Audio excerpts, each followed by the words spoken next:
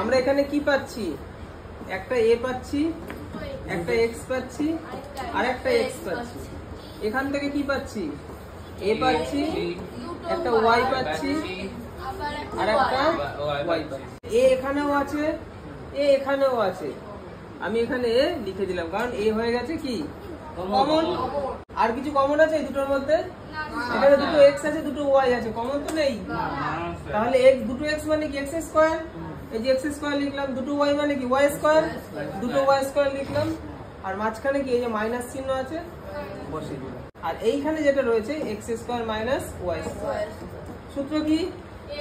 x plus y x minus y। আমাদের a square minus b স্কয়ারের সূত্র apply করতে হবে। a plus b a minus b, এইটাকে ভেঙে আমি কি লিখলাম? a plus b a minus b। সবাই বুঝেছে? হ্যাঁ স্যার, খুব সুন্দরভাবে বুঝেছে।